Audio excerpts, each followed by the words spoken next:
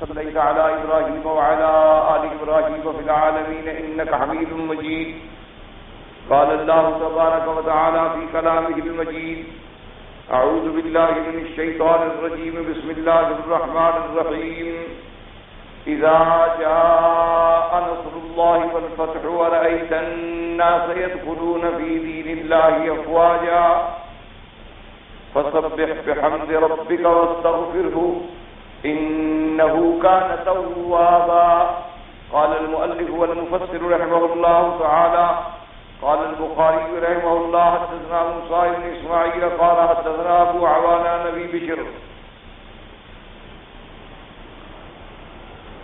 وقال النسائي: أخبرنا محمد بن إسماعيل بن إبراهيم قال أخبرنا جعفر بن مسيحا وأخبرنا أحمد بن سليمان قال حدثنا جعفر بن عون قال حدثنا أبو لميس عبد المجيد بن سهيل بن عبيد الله بن عبد الله بن عتبة قال قال لي ابن عباس رضي الله تعالى عنه: يا ابن عتبة تعلم آخر سورة من القرآن نزلت؟ قلت: نعم. إذا جاء نصر الله والفتح. قال: صدقت. ابو فصل رحمۃ اللہ علیہ سورۃ النصر کے بارے میں ارشاد فرماتے ہیں کہ اس روایت میں آیا کہ حضرت ابن عباس رضی اللہ تعالی عنہ نے فرمایا ابن عتبہ سے کہ کیا تم جانتے ہو وتعلم آخر سورۃ من القرآن نزلت، کہ آخر سورت جو نازل ہوئی قرآن میں جانتے ہو؟ تو انہوں نے کہا کہ ہاں. تو حضرت ابن عباس نے فرمایا وہ کون سی سورت ہے؟ انہوں نے فرمایا اذا جاء نصر اللہ والفتح. تو حضرت ابن عباس رضی اللہ تعالی عنہ نے فرمایا کہ صدقتا، تم نے سچ کہا. لیکن یہ یاد رکھیں کہ آخر سورت نزلت کا معنی میں نے جیسے خلاصہ تفسیر میں عرض کیا تھا کہ پوری سورت، کامل سورت جو آخر میں اتری ہے وہ سورت النصر ہے.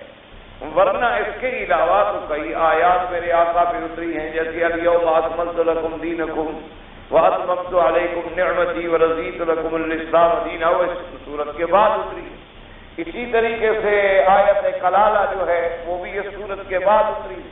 اسی طرح جو آیت مبارک ہے لقد جاءکم رسول من انفسکم عزیز علیہ ما عنتم حریص علیکم بالمؤمنین رؤوف الرحیم فإن تولوا فقل حسبي الله لا إله إلا هو عليه توكلت وهو رب العرش العظيم، وہ بھی اس کے بعد اتری. اور پھر سب سے آخری آیت جو ہے وہ واتقوا يوما ترجعون فيه إلى الله، وہ سب سے آخری آیت ہے. بس اس کے بعد پھر قرآن پاک کی کوئی آیت مبارک نہیں اتری. تو اس کا معنی جو ہوتا ہے کہ آخر سورت نزلت النصر اذا جاء نصر اللہ، یعنی سورت کاملہ. ورنہ آیات تو متعددہ نازل ہوئی، الیوم اکملت لکم، آیت کلالہ اور آیت واتقوا یوما ترجعون فیہ الی اللہ، وہ سب اس کے بعد نازل ہوئی. تو جیسے کہتے ہیں نا کہ اول سورت نزلت الفاتحہ، یعنی سورت کاملہ. ورنہ سورت فاتحہ سے پہلے اقرأ باسم ربک الذی خلق، سورت فاتحہ سے پہلے اترا یا ایھا المدثر قم فانذر وربک فکبر، یعنی آیات جو تھی 5 آیات اقرا کی پہلے اتری ہیں. تو یعنی سورت کاملہ جو سب سے پہلے اتری وہ سورت فاتحہ ہے، اور سورت کاملہ جو سب سے آخر میں اتری وہ سورت النصر ہے اذا جاء نصر. اسی لیے حضرت ابن عباس رضی اللہ تعالی عنہ نے فرمایا کہ یا ابن عتبہ هل تعلم ان آخر سورت نزلت؟ فقال اذا جاء نصر اللہ. قال صدقت، نے کہا تم نے سچ کہا، ٹھیک بات ہے. اس لیے ہمیشہ یاد رکھا کریں. تو یہ تعارض نہیں ہوتا، دراصل یہ طریق بیان ہے کہ سورت کا اترنا علیحدہ بات ہے، آیات کا اترنا علیحدہ بات. تو سورت کامل جو ہے آخری وہ یہی سورت ہے. اور اس کے بعد فرماتے ہیں ورب الحافظان ابو بکر البزار والبیہقی من حدیث موسیٰ بن عبیدۃ البریدی ان صدق ابن یسار ابن عمر رضی اللہ تعالی عنہما قال انزلت هذه السورة اذا جاء نصر الله والفتح على رسول الله صلى الله عليه وسلم اوسط ایام التشریق عارف انه والوداع وامر براحلته القصوى ورحل المقام فخطب الناس ذكر خطبته المشهورة. حضرت ابن عمر رضی اللہ تعالیٰ عنہما سے روایت ہے کہ حضور صلی اللہ علیہ وسلم پر یہ سورت جو ہے نازل ہوئی ہے ایام تشریق کے دنوں کے اندر، یعنی مینا میں. حضور صلی اللہ علیہ وسلم نے پھر اپنا خطبہ وداع بیان فرمایا. فامر براحلته، آپ نے اپنی اونٹنی قصوہ کو تیاری کا حکم دیا اور آپ نے اونٹنی پہ بیٹھ کے وہ خطبہ عظیمہ بیان فرمایا جو آپ کا جامع تام اور معنی خطبہ ہے اور عالمی طور پر ہدایت کے لیے ایک عظیم دستور اور ایک عظیم منشور ہے. تو حضرت ابن عمر رضی اللہ تعالیٰ عنہ کے فرمان کے مطابق یعنی اور مفسرین کے فرمان کے مطابق اور جمہور کی رائے مبارک یہی ہے کہ بھی یہ آیت مبارک جو ہے نازل ہوئی ہے اپنا یعنی مینا کے اندر اور مکہ کی فتح جو ہے پہلے ہو چکی تھی. تو لہذا اب ایک مسئلہ سمجھ لیں کہ جن علماء نے فرمایا کہ سورۃ النصر مکے کی فتح سے پہلے اتری ہے اور خیبر کی فتح کے بعد اتری ہے ان کے لیے تو کوئی مسئلہ مشکل نہیں کیونکہ پہلے آیت اتری اور اللہ پاک نے اپنے پاک پیغمبر کو صلی اللہ علیہ وسلم کو اپنی مدد اور فتح مکہ کے بارے میں خوشخبری دی تو بات تو ٹھیک مشکل نہ رہی. لیکن مشکل تب ہو جاتی ہے کہ جب یہ آیت اتری ہو حجۃ الوداع میں اترے اور خبر دی جائے فتح کی تو کون سی فتح؟ مکہ تو پہلے فتح ہو چکا. تو اس لیے بعض علماء کرام نے فرمایا کہ اصل میں یہ سورت جو ہے پہلے اتری تھی لیکن مینا میں بھی حضور پاک صلی اللہ علیہ وسلم نے اس کو تلاوت فرمایا اور جب آپ نے دوبارہ استشہاداً تلاوت فرمایا تو پھر یہ سمجھا صحابہ رضوان اللہ علیہ اجمعین نے کہ یہ سورت ابھی آپ پہ اتری ہے. اور بعض علماء کرام نے فرمایا کہ یاد رکھیں کہ فتح سے مراد کوئی خاص فتح معین لینا جو ہے وہ مراد ہے ہی. فتح مکہ بھی فتح ہے، فتح خیبر بھی فتح ہے، فتح حنین بھی فتح ہے. اور فتح سے مراد یہ ہے کہ آئندہ کے لیے جو میرے آقا کے دور میں اور آپ کے دور خلفاء میں جتنی فتوحات آنی تھی ان سب کے بارے میں کسی کے اندر خوشخبری کہ اللہ تبارک و تعالیٰ نے آپ کو خوشخبری عطا فرمائی کہ نصر آ چکی اور فتح آپ کو ملنے والی ہے. تو وہ فتوحات جو حضرت ابی بکر رضی اللہ تعالیٰ عنہ کے زمانے میں ہوئے، حضرت عمر رضی اللہ تعالیٰ عنہ کے زمانے میں ہوئے، حضرت عثمان رضی اللہ تعالیٰ عنہ کے زمانے میں ہوئے اور کیسر اور کسرا اور مراکش اور ماشاءاللہ یعنی چین تک اسلام جو ہے صحابہ کے زمانے میں پہنچ گیا رضوان اللہ تعالی علیہم اجمعین. ہم تو اتنے یعنی اللہ معاف فرمائے کہ بد نصیب لوگ ہیں کہ ہم نے اسلام کو چھوڑ دیا تو جو صحابہ نے علاقے فتح کر کے ہمیں دیے تھے ہم ان سے بھی کچھ نہ کچھ دے بیٹھے ہیں اور کچھ لیا نہیں. یعنی آپ اندازہ فرمائیں کہ حضرت عثمان رضی اللہ تعالی عنہ کے زمانے میں 22 لاکھ مربع میل پر اسلام کا پرچم لہرا گیا. 22 لاکھ مربع میل. اور پھر حضرت عثمان رضی اللہ تعالیٰ عنہ نے اور صحابہ نے مدینہ منورہ سے بیٹھ کر ساری دنیا میں کنٹرول کیا اور ساری دنیا میں ایک ایسا امن، امان، نظم، عدل، انصاف کی ایک ایسی فضا قائم کر دی کہ جہاں جہاں صحابہ گزرے ہیں یا مسلمان گزرے ہیں وہاں کے کافر اور غیر مسلم جو تھے وہ روتے تھے. وہ کہتے تھے خدا کرے مسلمانوں کی حکومت رہے ہماری اپنی نہ. اس وجہ سے کہ مسلمانوں میں عدل تھا، انصاف تھا، اتباع کتاب و سنت تھی اور اللہ کے احکام کی پابندی تھی اور بالکل کسی قسم کا کوئی لطف، دوران، روح، رعایت احکام الہی میں تبدیلی کا کوئی تصور بھی نہیں تھا. یعنی آج کل تو لوگ محاورتاً کہتے ہیں نا جی کہ شیر اور بکری ایک گھاٹ سے پانی پیتے تھے. صحابہ کے زمانے میں یہ حقیقت تھی. صحابہ رضوان اللہ تعالی علیہم کے زمانے میں یہ حقیقت تھی. اسی لیے علماء نے لکھا ہے کہ جب ملک پر کوئی عادل، متقی اور اللہ سے ڈرنے والے آدمی کی حکومت آتی ہے تو فرماتے ہیں کہ اس کے اثرات صرف بندوں پر نہیں ہوتے بلکہ جانوروں پر بھی خود بخود ہو جاتے. اس کی مثال لکھی ہے علماء نے کہ ایک دن 2 چرواہے بکریوں کے چرانے والے جنگل میں کھڑے ہیں اور آپس میں ایک دوسرے کو واقعہ سنا رہے ہیں. تو ایک نے کہا کہ بھائی رات بڑی عجیب بات ہوئی. اس نے کہا کیا بات ہوئی؟ اس نے کہا کہ بھیڑیا آیا میرے ریوڑ میں جہاں میری بکریاں تھی بندھی ہوئی، اس ریوڑ میں بھیڑیا آیا اور پھرتا رہا لیکن بکری نہیں اٹھائی اور خالی چلا گیا اور واپس چلا گیا. یہ بڑی انہونی بات ہے کہ بھیڑیا آئے اور بکری نہ اٹھائے، بکری موجود ہو اور ریوڑ کھانے کے اندر بھی داخل ہو جائے اور پھر چھلانگ لگا کے نکل جائے اور بکری کو نہ مارے تو دوسرے چروائے نہیں، چرواہ ہے بکریاں چرانے والا، اس نے کہا معلوم ہوتا ہے کہ مسلمانوں کا کوئی عادل بادشاہ آ گیا۔ اس نے کہا یار تمہیں کیا پتا بھائی، تم تو جنگل میں بکریاں چرا رہے ہو؟ اس نے کہا بس میرا خیال ہے، اور کوئی مجھے کوئی ریڈیو تو نہیں سنا، جاہل آدمی بیچارے جنگل میں بکریاں چرانے والے۔ تو بعد میں تحقیق ہوئی کہ عین وہی دن تھا حضرت عمر ابن عبدالعزیز کا کرسی سنبھال۔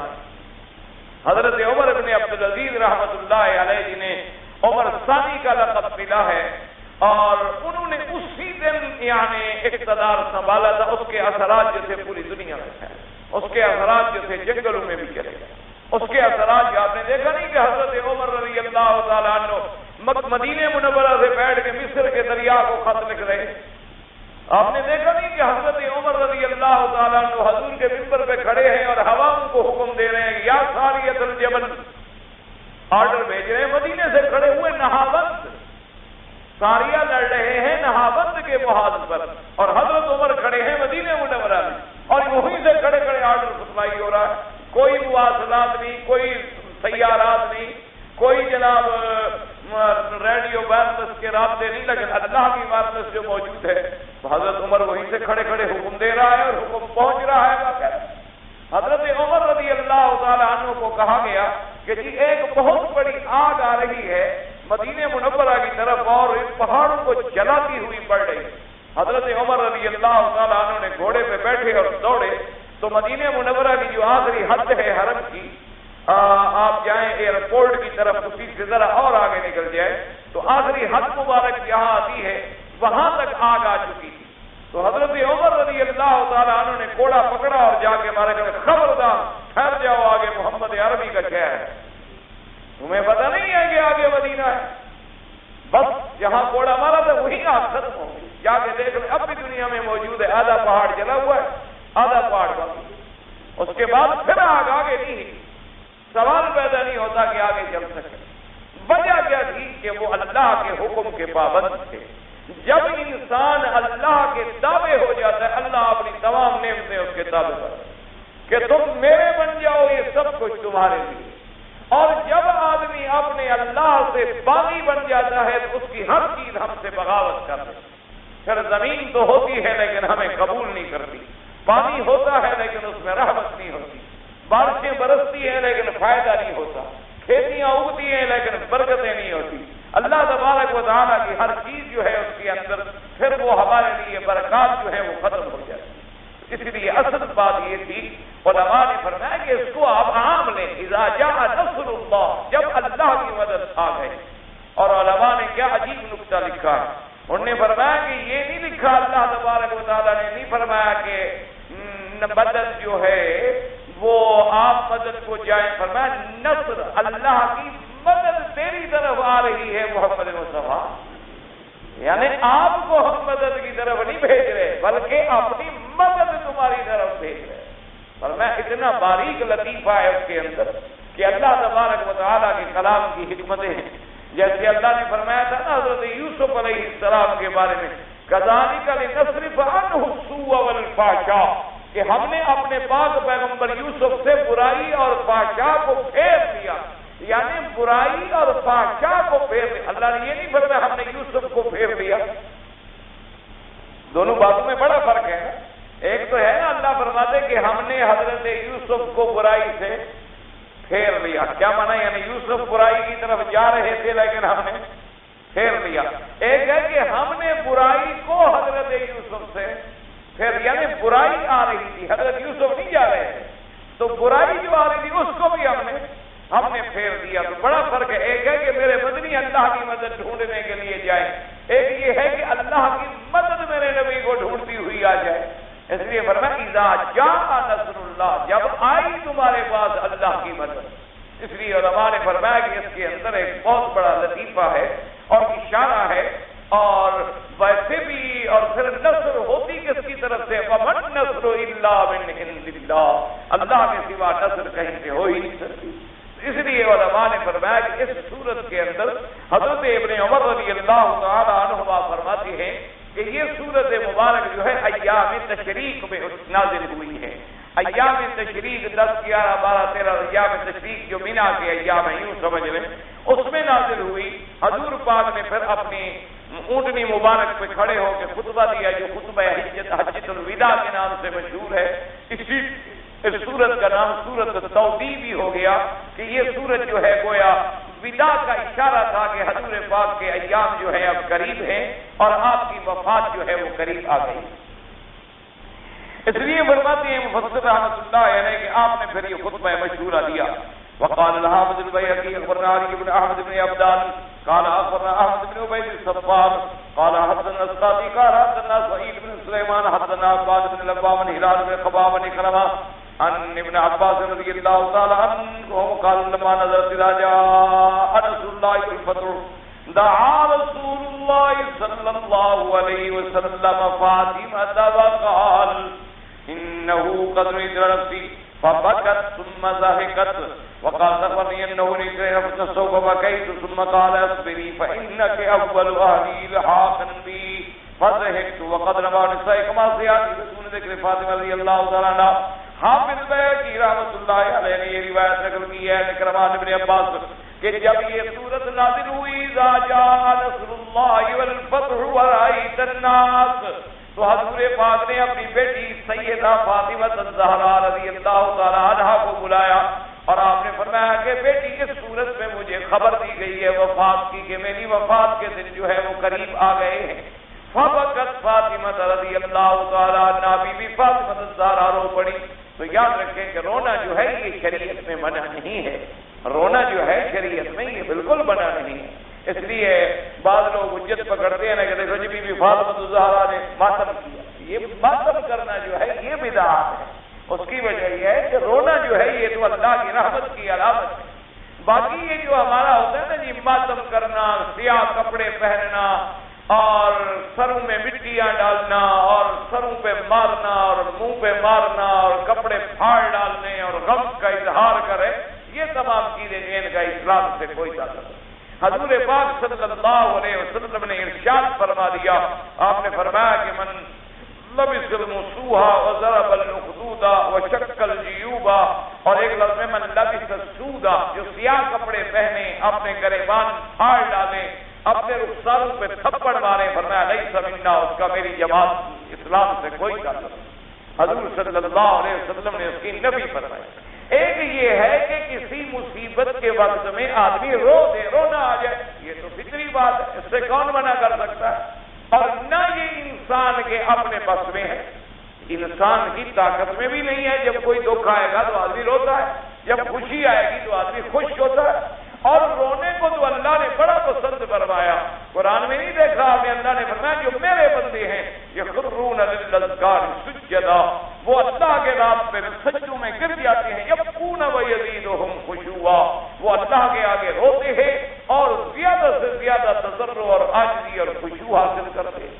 اسی طریقے سے اللہ تبارک و تعالی نے قرآن میں فرمایا کہ میرے مدنی صلی اللہ علیہ وسلم, آپ نے نہیں دیکھا ان لوگوں کو جو آپ کی خدمت میں آئے تھے کہ جی ہمیں بھی مہربانی کریں, سواری دیں اور ہم بھی جہاد پہ جائیں. آپ نے فرمایا کہ لا اجد ما احملکم, میرے پاس تو نہیں ہے سواری, میں تمہیں کہاں سے سواری دوں اور تم جہاد پہ جاؤ. تو وہ بیچارے جب لوٹے تفیض اعینہم من الدم, اللہ نے فرمایا میرے مدنی دیکھا نہیں ان کی آنکھیں آنسو سے بہہ رہی کہ بھئی ہم رہ گئے جہاد سے, ہمارے پاس بھی سواری ہوتی تو ہم جہاد میں جاتے, ہم بھی جہاد کرتے, لیکن حضور پاک نے بھی ہمیں سواری نہیں دی. اس لیے آنکھوں سے آنسو کا بہنا اور اللہ کے ڈر سے رونا جو ہے یہ تو بڑا محبوب عمل ہے. بلکہ حدیث مبارک میں آتا ہے کہ جب کوئی بندہ اپنے اللہ سے ڈر کے آنسو بہاتا ہے, اللہ حکم دیتے ہیں کہ میرے اس بندے کو 500 سال کے فاصلے تک جہنم سے دور کر دو, کہ اس نے میرے ڈر سے میرے راستے میں آنسو بہائے.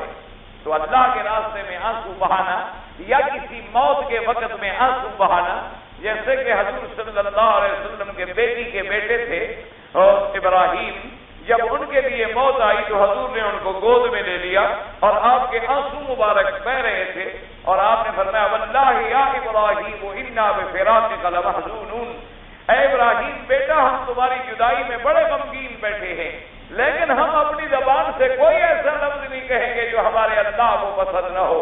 صرف یہی کہیں گے انا للہ و انا الیہ راجعون، اللہ ہی نے دیا ہے اور اللہ ہی کی طرف اپنے لوٹ کے جانا ہے۔ تو لہذا یاد رکھیں آنسو بہانا علیحدہ چیز ہے اور ماتم کرنا جو ہے وہ علیحدہ چیز ہے۔ اب تو خیر ماتم کے بھی طریقے نکل آئے ہیں جی، زنجیروں سے ماتم ہوگا اور خنجروں سے ماتم ہوگا، آگ کے انگاروں پہ ماتم ہوگا۔ ماتم کے بھی فن ہیں، ماتم کے بھی طریقے ہیں۔ اللہ تبارک و تعالیٰ معاف فرمائے، اللہ معاف فرمائے۔ یعنی حضرت حسین رضی اللہ تعالیٰ عنہ جس زمانے میں شہید ہوئے اس دور میں بھی کوئی آدمی ایسا نہیں نکلا ہوگا کہ جس نے انگاروں پہ ماتم کیا ہو۔ انہوں نے انعام ایک نئے نئے لکھے کہ بھی آج ماتم ہوگا اور وہ انگاروں پہ آگ پہ چل کے، اور ماتم ہوگا اور زنجیروں سے ہوگا، یعنی بجائے اس کے کہ فرشتے ہمیں لوہے سے قیامت میں ماریں، خود اپنے آپ کو مارتے ہیں۔ اللہ تبارک اس سے بڑی کوئی سزا ہے؟ اس سے بڑی کیا سزا ہو سکتی؟ اسی لیے بعض علماء نے لکھا ہے کہ جن کے سینوں میں ابی بکر اور عمر کا بغض ہوتا ہے، اللہ ان کو اپنے ہاتھوں سے مرواتا رہتا ہے کہ جب تک زندہ رہو مر جاؤ، کہ اسی کے اندر تم نے بغض چھپایا ہوا ہے شیخین رضی اللہ تعالیٰ عنہ، اور جب مر جائیں گے پھر آگے فرشتے موجود ہیں انشاءاللہ، وہ تو تھکنے والے بھی نہیں۔ تو اس لیے یہ جو ماتم ہے یہ بالکل اسلام کے خلاف ہے یاد رکھیں، اور بلکہ ساتھ یہ بھی مسئلہ یاد رکھیں کہ دنیا میں کوئی رشتے سے رشتہ قریبی آدمی فوت ہو جائے 3 دن سے زیادہ شریعت میں اس کا سوگ منانا حرام، بس 3 دن ختم۔ 3 دن کے بعد بس اپنا معاملہ جو ہے دنیا کا کاروبار، دکان آنا جانا بس سب شروع کر دیں، ورنہ شریعت کے بالکل خلاف۔ صرف ایک حکم ہے بیوی کو کہ خاوند مر جائے وہ 4 مہینے 10 دن انتظار، 4 مہینے 10 دن تک وہ سوگ میں رہے گی۔ سوگ میں رہنے کا کیا مطلب ہے کہ وہ اچھے کپڑا نہیں پہنے گی، میک اپ سنگار نہیں کرے گی، گھر سے باہر نہیں جائے گی، اور بغیر ضرورت کے سرما برما ہر چیز آنکھوں میں نہیں لگائے گی، اور اپنے گھر کے اندر رہے گی 4 مہینے 10 دن۔ 4 مہینے 10 دن ختم ہو گئے، بس ختم سوگ جو ہے ختم ہو گیا۔ اب اس کو حق ہے کہ وہ لباس پہنے، میک اپ کرے، سنگار کرے، تاکہ اس کو دوسرا رشتہ بھی مانگنے کے لیے آدمی آئے۔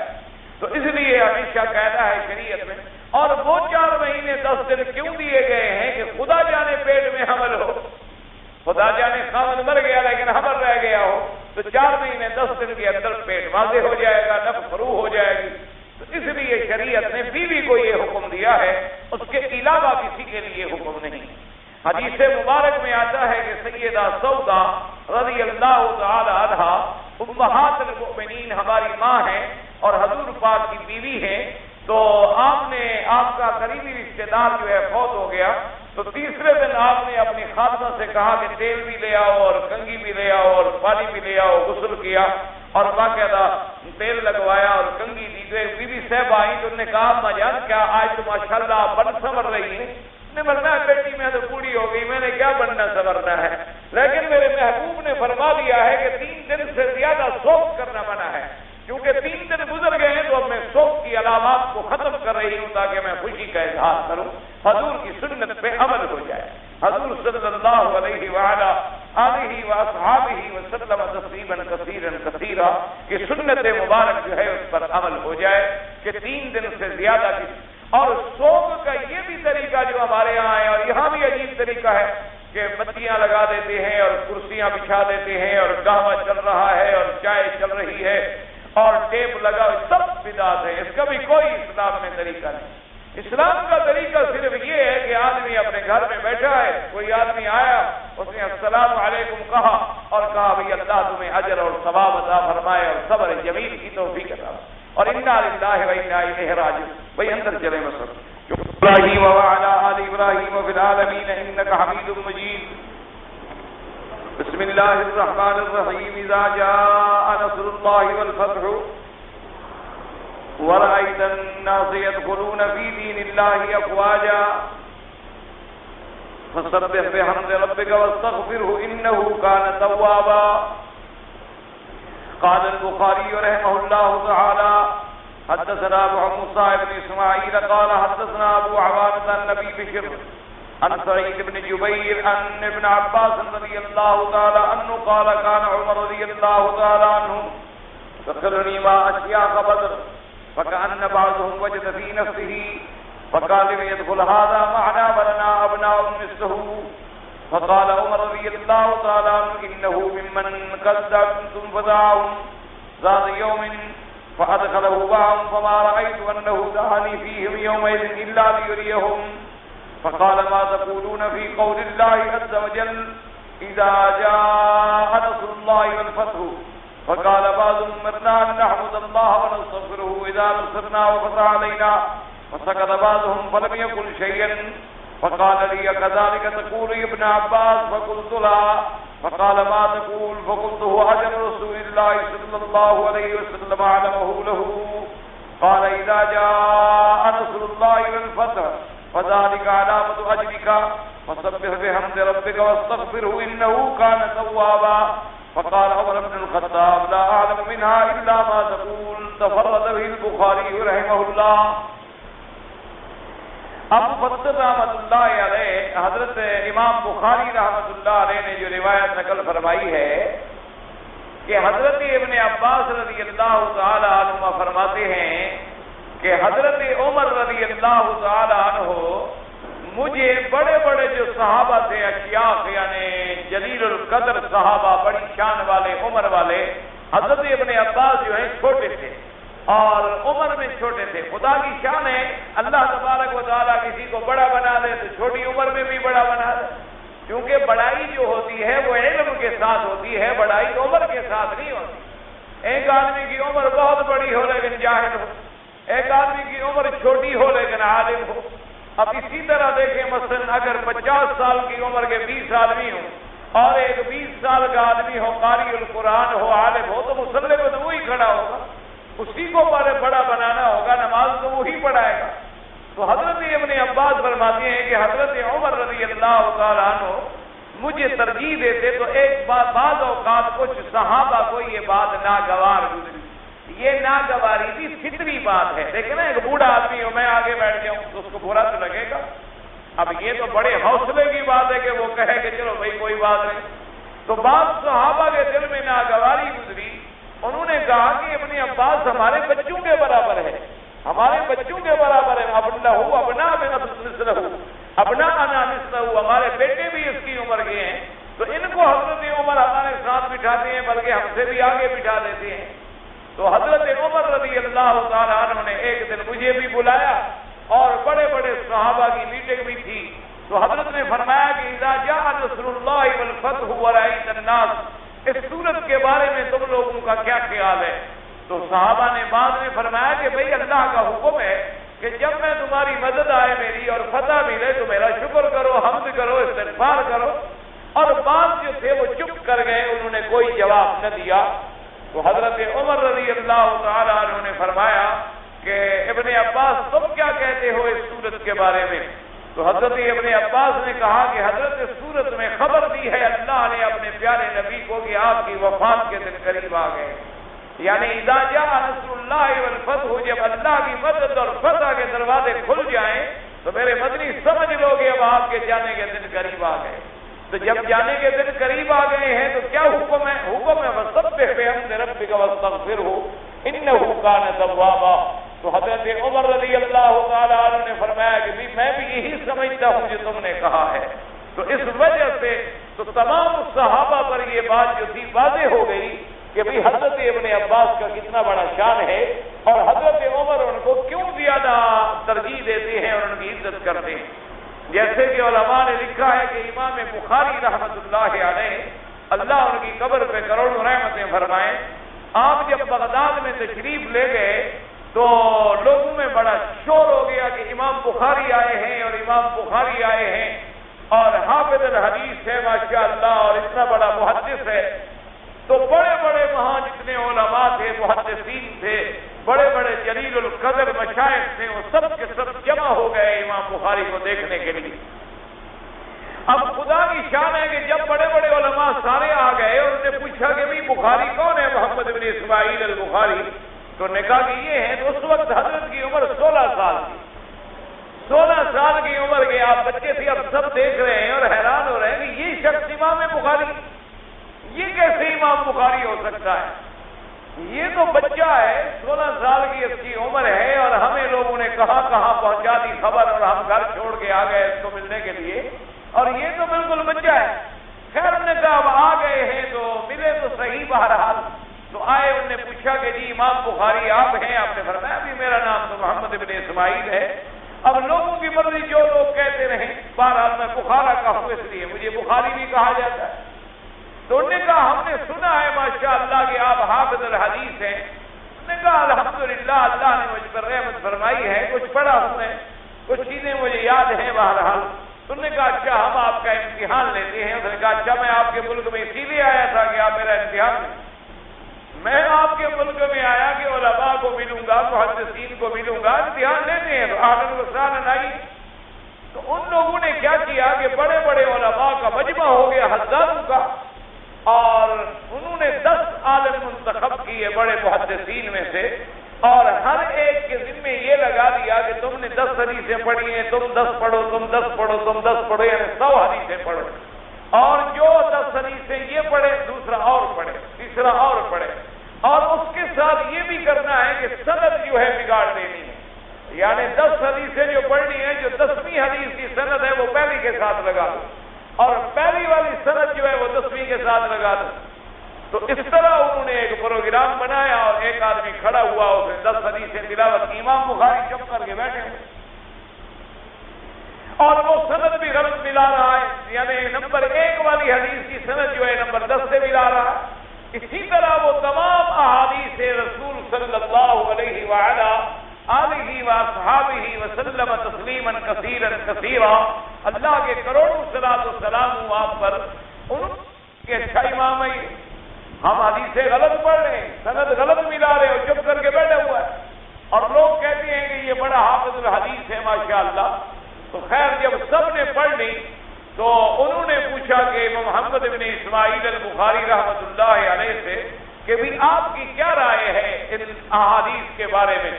اور آپ نے کوئی اعتراض نے فرمایا بیٹھ جاؤ تم، اب حضرات تم نے پڑھا ہے تو میں نے سنا ہے، میں نے کوئی بات نہیں کی، اب تم بیٹھ جاؤ پھر میں سناتا ہوں۔ امام بخاری کھڑے ہوئے، انہوں نے کہا بھی آپ نے یہ 10 حدیثیں پڑھی ہیں، اور یہ 10 سند جو ہیں آپ نے غلط پڑھی ہیں، اصل سند یوں ہے، اصل سند یوں ہے، اصل سند یوں ہے۔ انہوں نے پہلے اسی طرح پڑھا جس طرح اس نے پڑھا تھا، پھر صحیح سند کے ساتھ پڑھا۔ جب 100 حدیث پڑھ لی تو سب نے کہا کہ ہماری بیعت کر لو، واقعی تم حافظ الحدیث، واقعی تمہیں یہ مرتبہ جو اللہ نے دیا ہے ہم اس کا مقابلہ نہیں کر سکتے۔ اس لیے امام بخاری رحمۃ اللہ علیہ فرماتے ہیں کہ میں نے حضور پاک کی لاکھوں حدیثیں یاد کی ہیں، اور ان میں سے میں نے 6000 حدیث جو ہے وہ نکالی ہے محمد مصطفیٰ صلی اللہ علیہ وآلہ آلہ واصحابہ وسلم تسلیما کثیرا کثیرا۔ تو اللہ تبارک و تعالیٰ جب کسی کو علم عطا فرماتے ہیں تو پھر عمر کا تو کوئی تعلق نہیں ہوتا، عمر تو علیحدہ چیز ہے، پھر اس علم کی وجہ سے اللہ ان کا شان جو ہے بلند فرما دیتے۔ اب حضرت ابن عباس رضی اللہ تعالیٰ عنہ صحابہ میں سے بڑی چھوٹی عمر کے صحابی ہیں، لیکن اللہ نے قرآن کا اتنا بڑا علم عطا فرمایا تھا، اتنا بڑا فہم عطا فرمائی تھی کہ بڑے بڑے صحابہ دنگ رہ جاتے تھے حضرت ابن عباس رضی اللہ تعالیٰ عنہ جب مسائل بیان فرماتے تھے۔ تو اس لیے امام بخاری رحمۃ اللہ علیہ نے اس واقعے کو نقل فرمایا ہے۔ فرماتی ہے علماء ابن جریر محمد بن حمید بن حران الثوری ناصر النبی رضین عن ابن عباس رضی اللہ تعالیٰ عنہ وذکر مثل هذه القصة ونحوها، اسی طرح کا قصہ انہوں نے بھی ذکر فرمایا۔ وقال الامام احمد حدثنا محمد بن فضیل قال حدثنا عن سعید بن جبیر بن عباس رضی اللہ تعالیٰ عنہ قال لما نزلت اذا جاء رسول الله والفتح قال رسول الله صلی اللہ علیہ وسلم نویت الى نفسی فإنه مقبوض في تلك السنة تفرد به احمد۔ اب امام احمد فرماتے ہیں کہ حضرت ابن عباس رضی اللہ تعالیٰ نے فرمایا کہ جب یہ صورت نازل ہوئی حضور نے فرمایا مجھے میری موت کی خبر دی گئی ہے، میری وفات کی خبر دی گئی ہے کہ میری وفات کا زمانہ قریب آ گیا، اور اسی سال پھر وفات ہوئی حضور پاک صلی اللہ علیہ وسلم کی، کیونکہ یہ آپ کا آخری حج مبارک تھا۔ تو حج مبارک میں جب تشریف لائے تو یہ صورت نازل ہوئی، اور وفات ہوئی حضور صلی اللہ علیہ وسلم کی ربیع الاول میں، یعنی ذی الحج کے بعد محرم، صفر اور ربیع الاول، اور وفات جو ہے آپ کی وہ 12 ربیع الاول کو ہے، یعنی 12 ربیع الاول میں حضور کی وفات کے اندر کوئی اختلاف نہیں، بلکہ اتفاق، البتہ ولادت میں اختلاف ہے۔ یاد رکھیں، ولادت کے بارے میں جو لوگ کہتے ہیں نا 12 ربیع الاول، یہ بات صحیح نہیں ہے، بلکہ حضور صلی اللہ علیہ وسلم کی ولادت ہوئی ہے 9 ربیع الاول کو۔ 12 ربیع الاول کو آپ کی ولادت نہیں ہوئی، 12 ربیع الاول کو یوم وفات ہے حضور پاک صلی اللہ علیہ وآلہ آلہ واصحابہ وسلم تسلیما کثیرا کثیرا کا۔ تو فرماتے ہیں اسی سال پھر حضور کی وفات ہوئی۔ وروى اللوفي عن ابن عباس رضی اللہ تعالی عنہ مثله وهكذا قال مجاهد وابو العالية والزهاق وغير واحد انها اجر رسول الله صلی اللہ علیہ وسلم علیہ۔ ان تمام مفسرین کرام نے حضرت مجاہد، حضرت ابو العالیہ، حضرت زہاق، یہ سب فرماتے ہیں کہ اس صورت میں خبر دی گئی حضور پاک کے وفات کی۔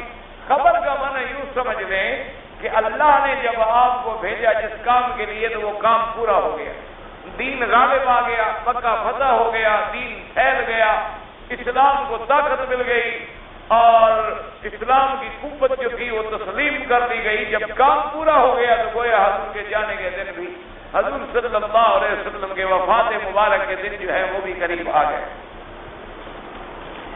اس کے بعد فرماتے ہیں وقال ابن جرير الطبري اسماعيل بن موسى قال حدثنا الحسن بن عيسى الحنفي عن معمر الزهري النبي حازم عن ابن عباس رضي الله تعالى عنه قال بينما رسول الله صلى الله عليه وسلم في المدينة إذ قال الله أكبر الله أكبر جاء رسول الله والفتح جاء أهل اليمن قيل يا رسول الله صلى الله عليه وسلم قال قوم رقيقة قلوبهم لين طباعهم الإيمان يماني والفقه يماني والحكمة يمانية ثم رواه ابن عبد الأعلى ابن ثور مامن اکرمۃ مرسلا۔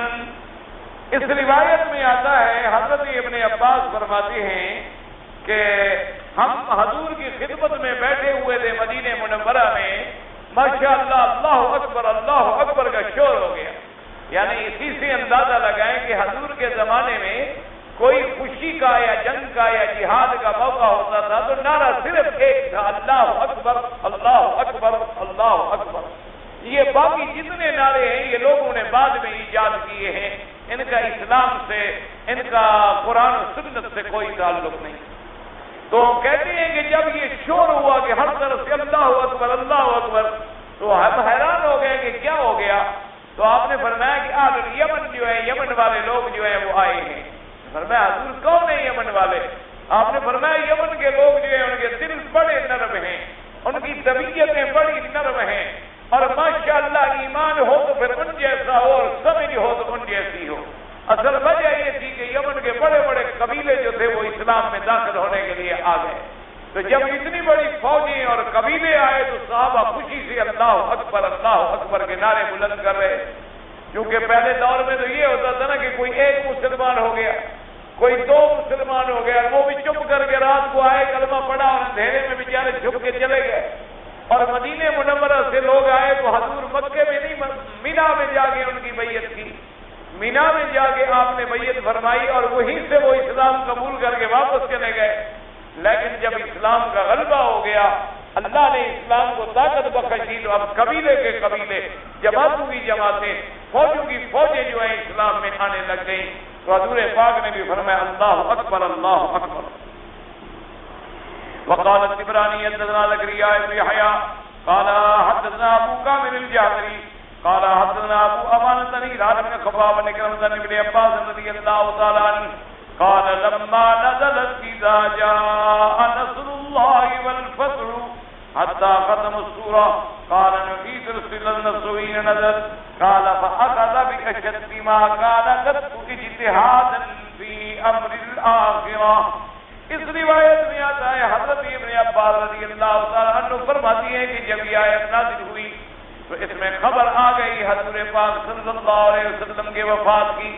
اصل میں کئی دفعہ اشارات آئے، ایک دفعہ حضور پاک نے خطبے میں بھی فرمایا، آپ نے فرمایا کہ ایک اللہ کا ایسا بندہ بھی ہے کہ اللہ نے اس کو اختیار دیا ہے، عبد خیرہ، ایک بندہ ہے اللہ کا، اللہ نے اس کو اختیار دیا ہے کہ دنیا میں رہنا چاہتے ہو تو رہو، ہم آپ کی عمر میں اضافہ کر دیں گے، اور اگر اللہ کی طرف آنا ہے تو پھر موت کی گھڑی قریب آ رہی ہے۔ تو حضور پاک نے فرمایا کہ اس بندے نے اللہ کا لقاء اختیار کر لیا. تو حضرت ابو بکر رضی اللہ تعالیٰ عنہ خطبہ سن رہے تھے تو آپ رونے لگ گئے، اور کسی صحابی کو یہ بات سمجھ نہ آئی. تو بعد میں لوگوں نے پوچھا کہ ابھی بکر آپ کیوں رونے لگے؟ تو انہوں نے فرمایا حضور نے جو فرمایا ہے. تو انہوں نے کہا حضور نے تو فرمایا اب تو خیرہ اللہ کا ایک بندہ ہے.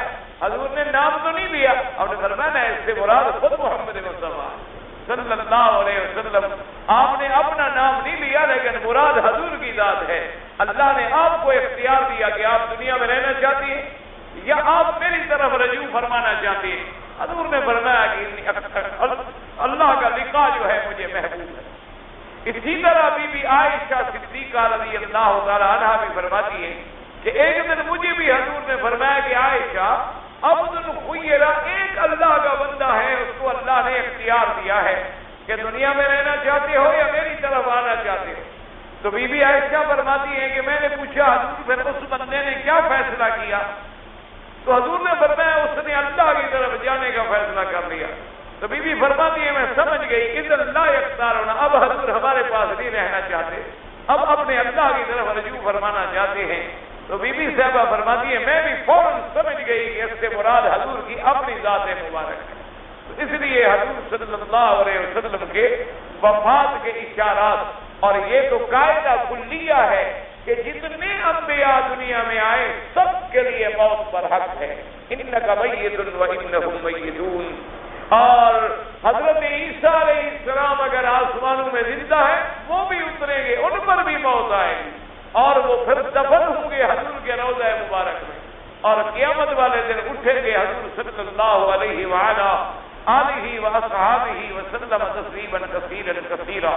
اسی طرح حضرت آدم علیہ السلام سے لے کر ہمارے آقا تک اللہ نے قرآن میں واضح فرما دیا وما محمد الا رسول قد خلت من قبلہ الرسل افإن مات او قتل. کہ اے لوگوں میرا مدنی محمد مصطفیٰ بھی تو اللہ کا ایک رسول ہے، جیسے آپ سے پہلے رسول گزر چکے، جیسے ان میں موت آ گئی ہے اسی طرح میرے مدنی محمد مصطفیٰ صلی اللہ علیہ وآلہ آلہ واصحابہ وسلم تسلیما کثیرا کثیرا پہ بھی موت آئے گی. اس لیے کہ اللہ کا فیصلہ ہے کل من علیہا فان ویبقى وجہ ربک ذو الجلال والاکرام. اسی طرح فیصلہ ہے کل نفس ذائقۃ الموت، ہر نفس نے موت کا ذائقہ چکھنا ہے. حتیٰ کہ اللہ کے جو فرشتے آسمان میں ہیں ان پر بھی موت آئے گی، تمام ملائکہ پہ موت آئے گی. آخر میں 4 ملائکہ بچیں گے، جبرائیل، میکائیل، اسرافیل اور اسرائیل. یہ 4 فرشتے بچیں گے. اب اللہ حکم دیں گے جبرائیل کو کہ ان 3 کا روح جو ہے تم قبض کر لو. تو اب حضرت جبرائیل علیہ السلام ان کا روح قبض کر لیں گے، باقی صرف جبرائیل بچیں گے.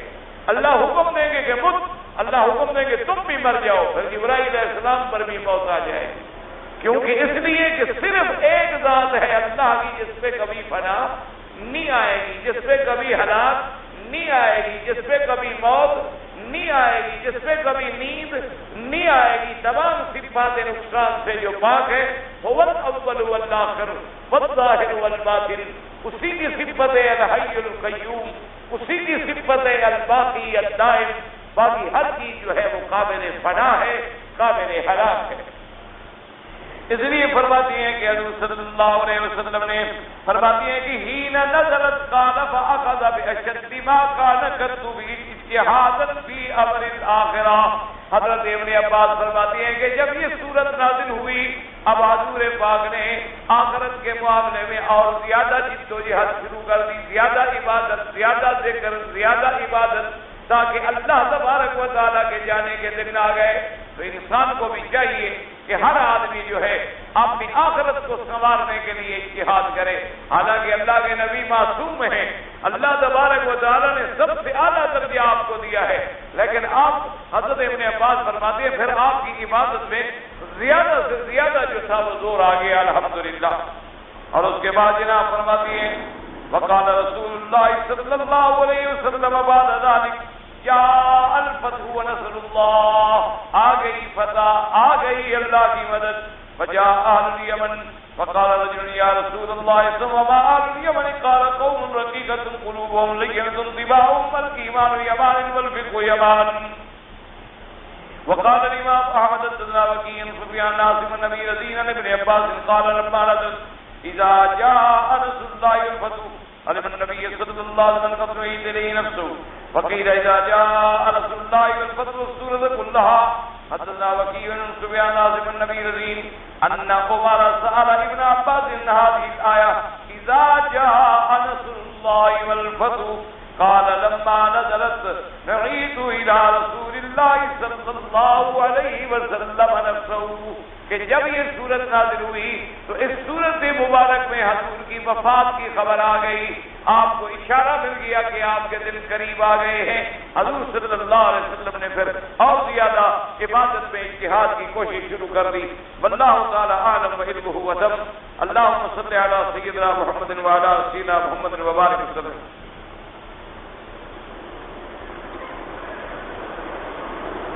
جی آپ نے فرمایا تھا کہ جو لوگ قبروں پر پھول چڑھاتے ہیں وہ لوگ مشرک ہیں. آپ نے یہ غلط کہا ہے مشرک. بات سمجھا کرو. میں نے یہ عرض کیا تھا کہ پھول چڑھانا جو ہے یہ مشرکوں کی رسم ہے. بات سمجھا کریں. یعنی یہ ہندوؤں میں کافروں میں مشرکوں میں یہ رسم ہے. اسلام کا اس سے کوئی تعلق نہیں. اب کہتے ہیں ہمارے یہاں تو بڑے بڑے وزیر پھول چڑھاتے ہیں. وزیر پھول چڑھائے تو پھر وہ اسلام کا کام ہو جائے. آپ کے وزیر تو بڑے بڑے کام کرتے ہیں. تو وزیروں کا کہ اسلام وہ ہے جو اللہ اللہ کا رسول فرمائے.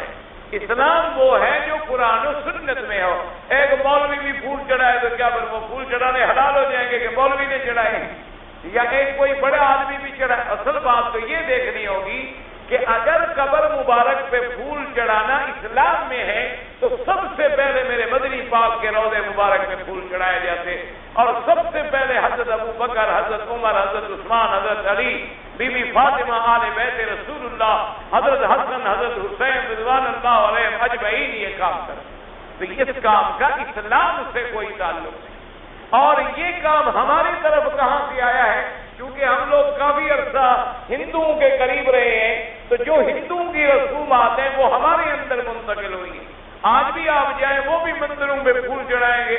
ہم بھی چڑھاتے ہیں. وہ بھی اپنے باپ دادے کی تصویروں پہ ہار لگاتے ہیں. ہم بھی اپنے باپ دادے کی تصویروں پہ ہار لگاتے ہیں. وہ بھی خامد مر گیا تو بیوی ساری زندگی اس کے فریم لگے ہوئے پر ہار ڈالے گی. ہم بھی اسی طرح لگا رہے ہیں. تو یہ رسمیں ہمارے پاس ہندو اور کافروں سے آئی ہیں. باقی کوئی وزیر چڑھائے یا کوئی مشیر چڑھائے اس کے چڑھانے سے اسلام نہیں ہو جاتا. اسلام وہ ہے جو اللہ نے، اللہ کے رسول نے اور صحابہ نے نمونہ بنا کے دکھلا دیا کہ الا ما انا علیہ واصحابی.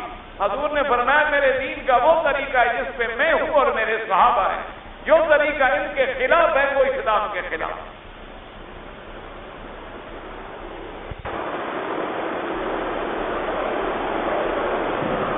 میری والدہ نے 2 دفعہ عمرہ کیا ہے اور دونوں دفعہ عمرہ کرنے کے بعد، طواف صفا کرنے کے بعد انہوں نے اپنے بال جو تھے وہ خود کاٹ لیے. بالکل ٹھیک کیا، کوئی حرج نہیں، کوئی جرمانہ نہیں. بلکہ عورت خود کاٹے تو اچھی بات ہے. یہ نہیں کہ غیر مردوں کے پاس جائے کہ میرے بال کاٹو. عورت ایک دوسرے کے بال بھی کاٹ سکتی ہے، اپنے بال بھی کاٹ سکتی ہے. مرد اپنے سر پہ خود اس طرح پھیرے پھیر سکتا ہے. اپنے بال کینچی سے کاٹ لے، خود کاٹے کاٹ سکتا ہے. دور باغ نے نکاح تو 11 فرمائے لیکن بیویاں جب وفات ہوئی تو 9 تھی. کیونکہ ایک بیوی تو نکاح کے فوراً بعد حضور صلی اللہ علیہ وسلم نے طلاق فرما دی. اور اسی طرح دوسری بیوی کا واقعہ بھی ہو گیا. تو باقی جو آپ کے گھر میں آئی، آپ کے گھر میں رہی، وہ 9 بیویاں تھیں.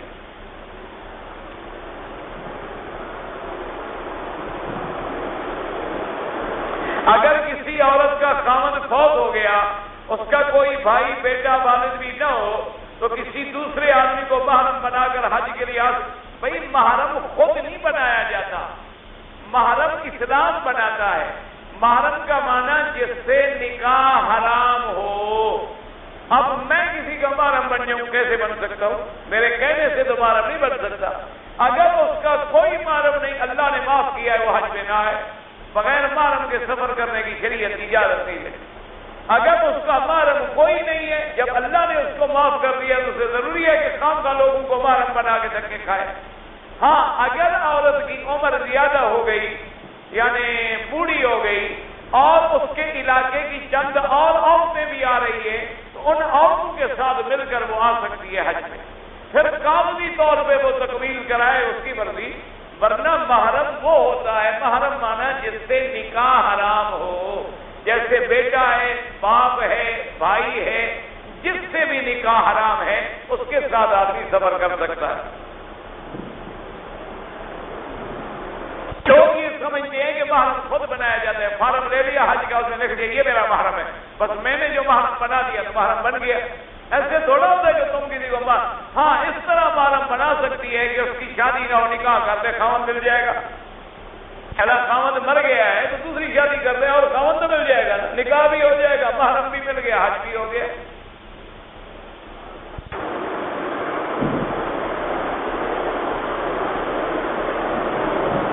گائے بھینس کا بھی وہی حکم تھا جو اونٹوں کا تھا، اسی لیے میں نے اونٹوں کا بتا دیا تھا۔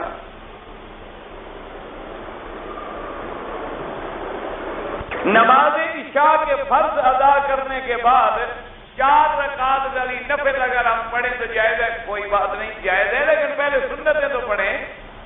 پہلے عشاء کی نماز پڑھنے کے بعد متصلاً پہلے عشاء کی سنت پڑھیں، 2 رکعت جو سنت ہے عشاء کے بعد وہ ادا کریں، اس کے بعد وتر ادا کریں، یا اگر آپ نے وتر تہجد میں پڑھنے ہیں تو پھر نفل ادا کریں، چاہے 4 رکعت پڑھیں چاہے 2 رکعت پڑھیں۔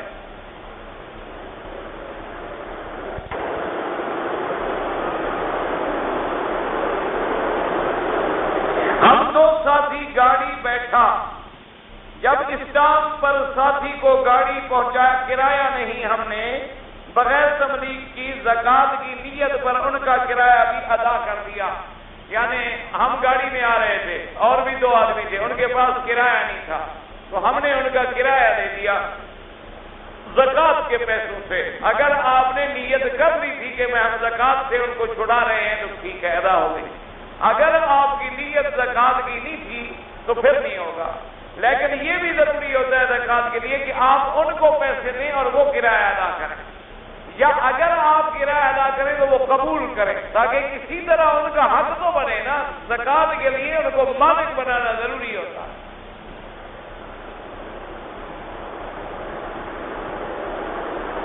جب اذان سے پہلے عشاء کی 4 رکعت سنت پڑھ لیں، عشاء کی سنت ہوتی اذان کے بعد ہے، وقت یہاں تو اول وقت میں اذان ملتی ہے، جب وقت ہی نہیں ہوگا تو 4 سنتیں نہیں پڑھیں گے، اذان کے بعد 4 سنتیں پڑھیں۔ اور اذان کا جواب جو ہے حضور نے فرمایا جب اذان مؤذن کہے اسی وقت جواب دو۔ کیا معنی مؤذن نے کہا اللہ اکبر اللہ اکبر، آپ کہیں اللہ اکبر اللہ اکبر، اس نے کہا اشہد ان لا الہ الا اللہ، اب چپ کر گیا، آپ کہیں اشہد ان لا الہ الا اللہ، یعنی جیسے جیسے وہ کہتا جائے آپ بھی اسی کے ساتھ کہتے جائیں۔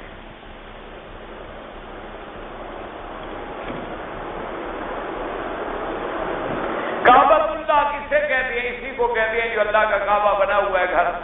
اور کس کو کہتے ہیں؟ حرم کس کو کہتے ہیں؟ جو اللہ نے حد حرم بنائی ہے، جس میں ہر وہ چیز جو باہر حلال تھی اس کے اندر حرام ہے، باہر شکار کھیلنا حلال تھا اس کے اندر حرام ہے، اللہ تبارک و تعالیٰ نے اس کو حرمت والا عزت والا گھر بنا دیا ہے۔ حتیم جو ہے کعبے کے اندر کا حصہ ہے۔ اللہ کے حرم میں ایک نماز کا ثواب جو ہے 1 لاکھ ملتا ہے، اور تبلیغی جماعت والے کہتے ہیں کہ باہر جائیں اللہ کے راستے میں تو 49 کروڑ ثواب ملتا ہے۔ تو کوئی بات نہیں، آپ دین سیکھیں گے تو نماز پڑھیں گے، جب دین ہی نہ سیکھے تو نماز کیسے پڑھیں گے آپ؟ تو دین سیکھنا تو فرض ہے، نماز پڑھنا جیسے فرض ہے دین سیکھنا بھی فرض ہے، دین کے لیے نکلنے کا بھی حکم ہے۔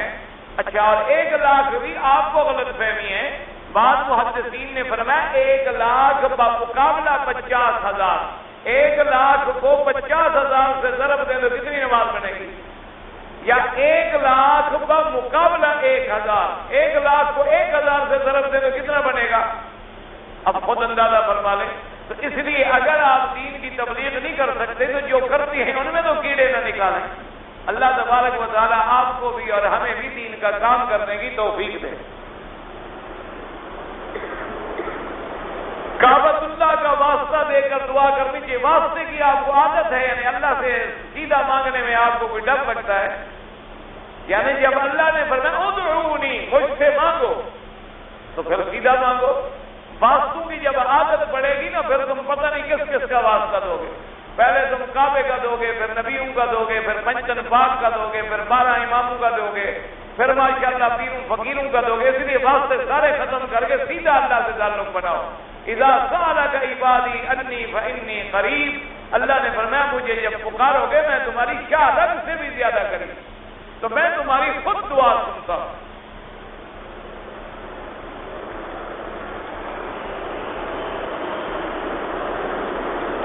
حضرت معاویہ رضی اللہ تعالیٰ عنہ نے حضرت علی رضی اللہ تعالیٰ عنہ کی مخالفت کی, تو پھر حضرت موسیٰ علیہ السلام نے اپنے بھائی حضرت ہارون کو مارا. کیوں مارا؟ تو اگر اس مارنے میں نبوت کا کوئی حرج نہیں تو یہاں بھی صحابی کے شان میں کوئی حرج نہیں. یہ فطری باتیں ہیں. مسائل میں اختلاف ہو جاتا ہے, لڑائیاں ہو جاتی ہیں. اللہ پاک نے جب دونوں کو رضی اللہ عنہ فرما دیا, تمہیں ہمیں کیا تکلیف ہے؟ اللہ تبارک و تعالیٰ نے جب فرما دیا کہ رضی اللہ عنہم ورضوا عنہ, باقی یہ رہی کہ غلطی کیوں نہ ہو. معصوم تو نبی ہوتے ہیں, صحابی تو معصوم نہیں ہوتے. ان سے اجتہاد کے اندر ایسی باتیں ہو جاتی ہیں. حضرت علی رضی اللہ تعالیٰ عنہ سے بھی کئی اجتہادی باتیں خطا والی ہو گئی. اب یہ مسائل جو ہیں جب اللہ ان کو معاف کر چکا ہے تو ہمیں کسی بحث کرنے کی ضرورت ہی نہیں.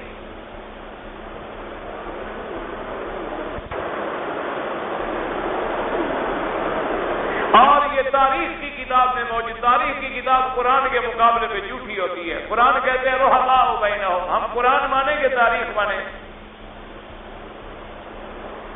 اب اللہ کے قرآن نے فرما دیا کہ رحماء بینہم, حضرت علی اور بی بی عائشہ کی بھی تو لڑائی ہو گئی, صحابہ کی لڑائی ہو. حضور کے زمانے میں صحابہ لڑنے لگے, حضور خود موجود تھے اور آپ غصے میں آ گئے. آپ نے فرمایا یہ کیا ہے, اس خضرج کو بلا رہے ہو, میں تمہارے اندر موجود ہوں اور تم پھر وہی زمانے جاہلیت کے نعرے لگا رہے ہو. بھائی یہ فطری بات ہے, انسان ہے, باپ اور بیٹے میں بھی لڑائی ہو جاتی ہے, بھائی بھائی میں بھی لڑائی ہو جاتی ہے, میاں بیوی میں بھی لڑائی ہو جاتی ہے, استاد شاگرد میں بھی لڑائی ہو جاتی ہے. اور پھر سب سے بڑی بات یہ ہے کہ جب ان صحابہ رضوان اللہ علیہ اجمعین کو اللہ نے سب پہ فرما دیا کلًا وعد اللہ الحسنى, ہم نے سب سے جنت کا وعدہ کر دیا ہے. ان کا تو لڑائی کے بعد جنت کا وعدہ موجود ہے, ہم تو لڑائی بھی نہیں کی, ہماری جنت کا وعدہ نہیں ہے. تو لہذا جن کے ساتھ جنت کا وعدہ موجود ہے ان کو آپ تاریخ کے نظروں میں نہ دیکھیں بلکہ قرآن کی نظر سے دیکھیں کہ قرآن نے کہہ دیا رضی اللہ عنہم ورضوا عنہ. اور نبی کریم صلی اللہ علیہ وسلم نور تھے یا بشر تھے, جو قرآن کہے. قرآن کیا کہتا ہے؟ انما انا بشر مثلکم یوحی الی. اور حضرت آدم کیا تھے؟ تو حضور حضرت آدم کی اولاد ہیں.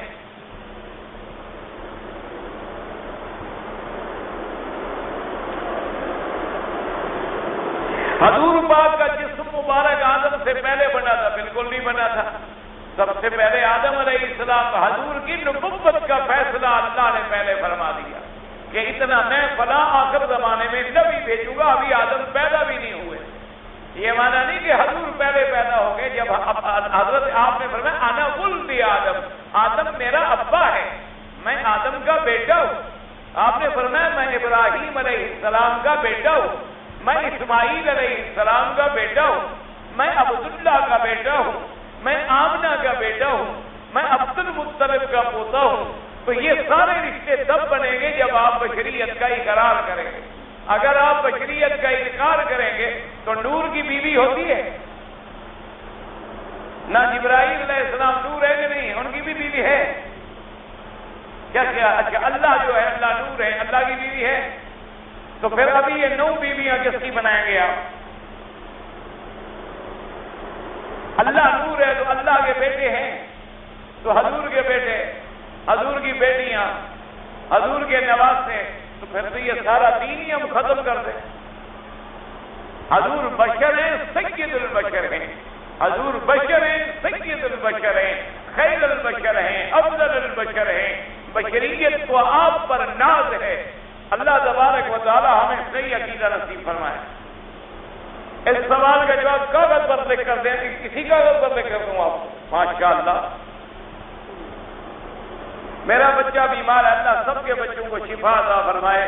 دعا کریں جتنے بیمار ہیں اللہ شفا عطا فرمائے۔ میرے دوست کا بھی ایک بچہ ہے، کل ان کا امریکہ میں آپریشن ہے، اللہ ان کو بھی شفا عطا فرمائے۔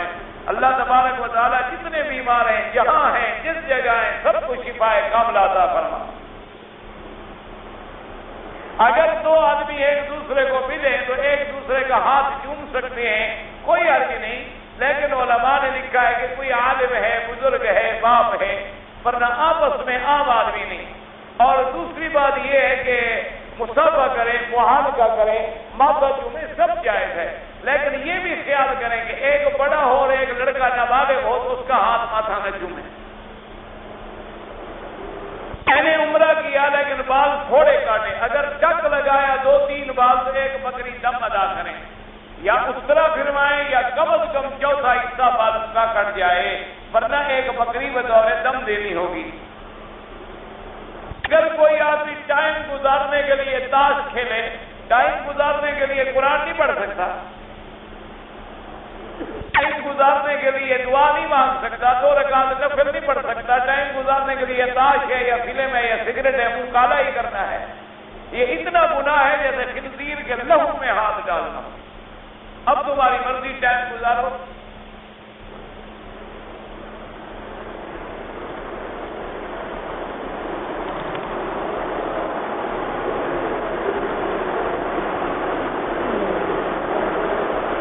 ایک آدمی نماز جان بوجھ کر چھوڑ دیا، پھر اس نے توبہ کیا تو الحمدللہ انشاءاللہ پھر ایمان پہ مر گیا۔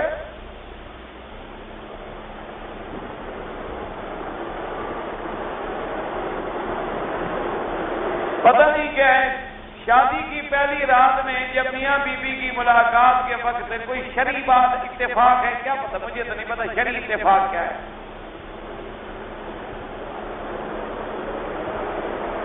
عورت کا جہیز جو ہے، مہر جو ہے، والدین نے وصول کیا ہو، والدین کے لیے حرام ہے۔ مہر عورت کا ہوتا ہے جس کا نکاح ہے، والدین کو لینا ناجائز ہے۔ مہر جو آپ مہر دیتے ہیں، آپ کے ملک میں مہر دیتے ہیں نہ، جتنے حرم میں کھڑے ایمان سے بہت کتنے لوگوں نے دیا ہوا ہے، بس ہمارے ملک میں تو لکھتے ہیں، دیتا تو کوئی نہیں۔ یہ بالکل ناجائز ہے، فوراً ادا کریں، حقوق العباد ہے اور والدین کا کوئی حق نہیں۔ ہمارے ملک میں ہمارے ایک بڑے عہدے دار نے ایک بی بی کے مزار کو گلاب کے عرق سے دھویا، ماشاءاللہ، بس بخشا گیا، جنت میں پہنچ گیا، باقی کیا رہے گا۔ انا للہ و انا الیہ راجعون۔ اگر میں اپنے والد کے لیے عمرہ کروں، بالکل کر سکتے ہیں۔ اگر ہم اپنے ملک سے بغیر احرام مکے آ جائیں، عمرہ بھی قضا کریں، ایک بکری بھی ادا کریں،